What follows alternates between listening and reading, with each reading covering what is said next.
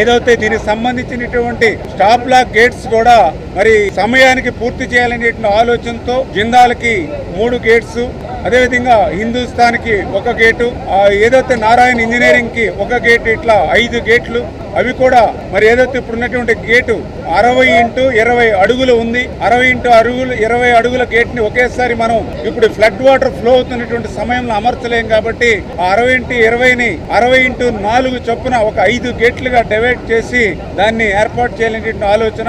రేపు ఉదయం కల్లా జిందాల్కి సంబంధించినటువంటి గేట్స్ 3 కూడా రెడీ అవుతూ ఉన్నాయి. అంచేత ఇప్పుడు ఏదైతే ముఖ్యమంత్రి సిద్ధరామయ్య గారు రివ్యూ అయిన తర్వాత ఇప్పుడు ఏదైతే వర్క్స్ ప్రారంభించి ఏదైతే ఈ కౌంటర్ గా ఉన్నటువంటి ఆ యొక్క వర్క్ ని కూడా స్టార్ట్ చేసుకుని రేపు ఉదయం వల్ల ఆ గేట్స్ ని ఇన్ టైమ్ లో దాన్ని అరేంజ్ చేయడానికి ప్రయత్నం చేసి అట్లీస్ట్ ఒక 2-3 డేస్ లో ఫస్ట్ 3 గేట్లను ఏర్పాటు చేసుకుని